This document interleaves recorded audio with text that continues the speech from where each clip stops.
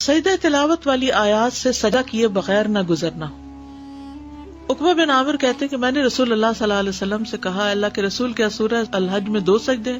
آپ نے فرمایا ہاں، اور جو یہ 2 سجدے نہ کرنا چاہے وہ ان دونوں آیات کی تلاوت ہی نہ کرے. پھر یہ حدیث اس پر دلالت کرتی ہے کہ سجدہ تلاوت کے بارے میں تاکید آئی ہے، لیکن آپ کا یہ فرمان فلا یقرأہما کہ وہ ان آیات کی تلاوت نہ کرے تو ممکن ہے کہ اس کو اس بات پر معمول کیا جائے کہ انسان انہیں نماز میں نہ پڑھے تاکہ اسے سجدے کی ضرورت پیش نہ آئے.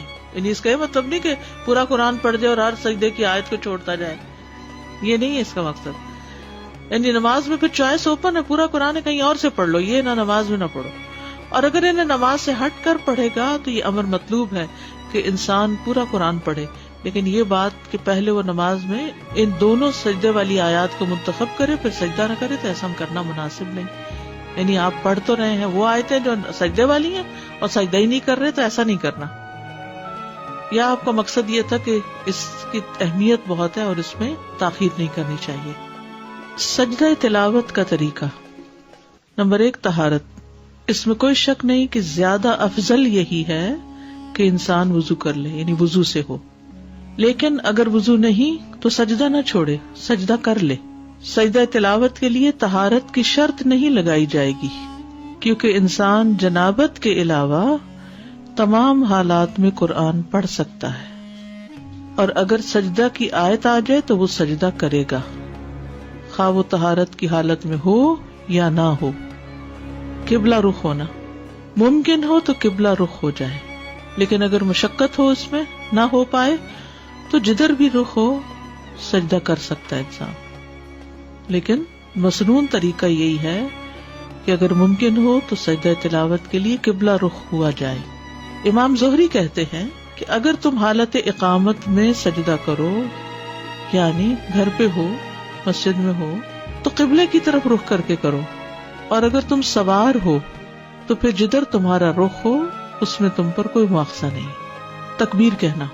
ابو قلابہ اور ابن سیرین سے مروی ہے، ان دونوں کا کہنا ہے کہ جب آدمی نماز کے علاوہ سجدہ تلاوت کرے گا تو اللہ اکبر کہے گا. ٹھیک ہے، آپ قرآن پڑھ رہے ہیں، پڑھتے پڑھتے آیت سجدہ آ گئی تو آپ کیا کریں گے؟ اللہ اکبر کہہ کے سجدے میں جائیں گے. لیکن بعد میں سلام کی ضرورت نہیں. جب سجدے سے سر اٹھائیں گے تو سلام نہیں کریں گے، اور یہ ایک ہی سجدہ ہے، 2 نہیں ہے. سجدہ سہو 2 سجدے ہیں، لیکن سجدہ تلاوت 1 سجدہ ہے. سجدہ تلاوت میں سلام کرنا مشروع نہیں. ابن تیمیہ کہتے ہیں سجدہ تلاوت اور سجدہ شکر کے بارے میں کسی ایک نے بھی نبی صلی اللہ علیہ وسلم یا صحابی سے یہ نقل نہیں کیا کہ ان میں سلام بھی ہوگا، اور نہ ہی صحابہ سلام پھیرتے تھے. ٹھیک، یہ ہے نماز کے باہر سجدہ تلاوت کا طریقہ. نماز کے اندر سجدہ تلاوت کا طریقہ.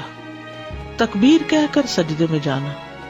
سجدہ تلاوت میں جانے اور اٹھنے کے لیے تکبیر کہنا. مثلا آپ نے سورت اذا السماء انشقت پڑھی ہے تو سجدے والی جگہ پہ پہنچ کے آپ اللہ اکبر کہہ کے سیدھے نیچے چلے جائیں گے. سجدے میں رکوع نہیں کریں گے، ڈائریکٹ سجدہ کریں گے. اور جب سجدہ کر لیں گے تو اٹھتے ہوئے پھر کیا کہیں گے؟ اللہ اکبر کہیں گے. اگر سورت کے آخر میں سجدہ ہو، مثلاً کون سی سورت؟ سورت الق، تو پھر کیا کریں گے؟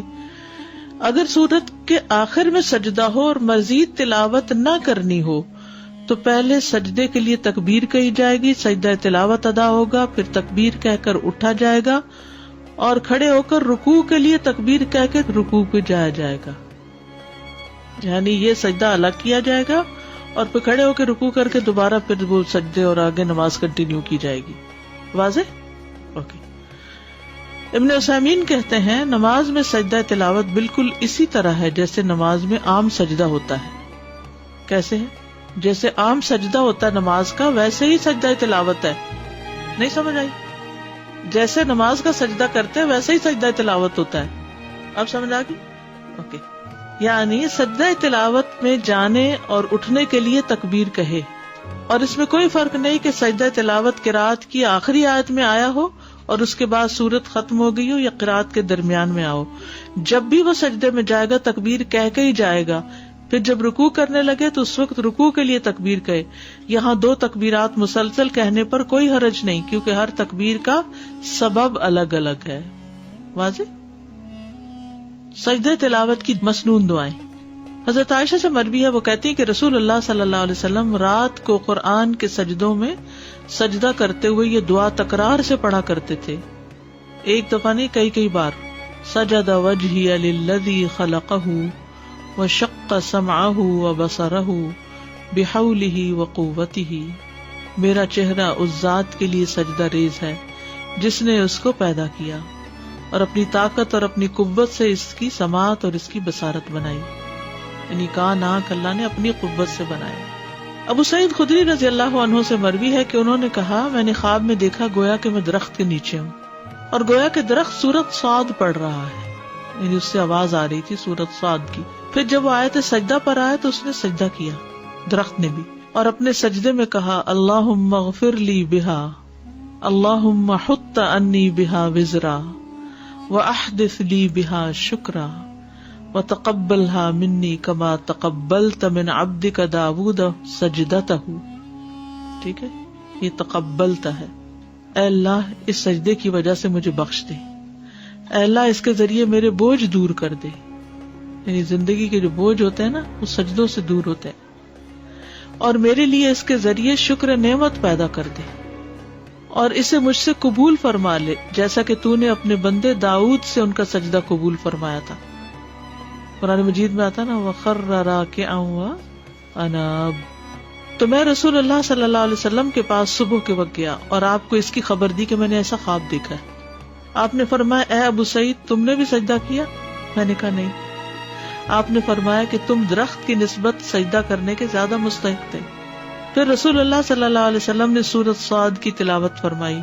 پس جب آپ آیت سجدہ پر آئے تو سجدے میں آپ نے وہی فرمایا جو درخت نے اپنے سجدے میں کہا تھا. نماز کے سجدے والی دعائیں پڑھنا. اگر یہ اوپر والی 2 دعائیں یاد نہیں تو جو نماز میں سجدے میں پڑھتے ہیں سبحان ربی الاعلی وہ بھی کافی ہے.